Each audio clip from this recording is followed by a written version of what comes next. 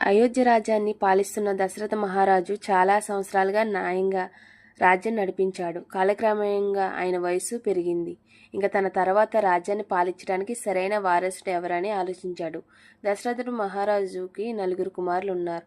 శ్రీరాముడు, లక్ష్మణుడు, భరతుడు మరియు శత్రుఘ్నుడు. వీరిలో పెద్దవాడైన రాముడు ధర్మవంతుడు, వినయశాలి, ధైర్యవంతుడు, ప్రజలందరితో ప్రేమగా ఉండేవాడు. అందువల్ల అయోధ్య ప్రజలకు కూడా రాముడు చాలా ఇష్టపడేవారు.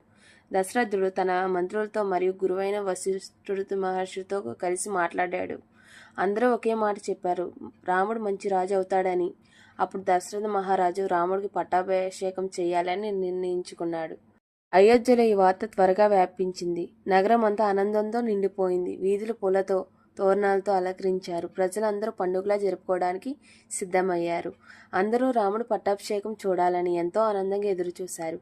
కానీ అదే సమయంలో కైకేయి తనకు ముందుగా దశరథుడిచ్చిన 2 వరాల గురించి గుర్తు చేసింది. ఆమె తన కుమారుడు భరతుడు రాజు కావాలని, రాముడు 14 సంవత్సరాల అరణ్యవాసం చేయాలని కోరింది. దాంతో రాముడికి పట్టాభిషేకం ఆగిపోయింది మరియు రాముడు ధర్మం కోసం అడుగు వెళ్ళడానికి కూడా సిద్ధపడ్డాడు.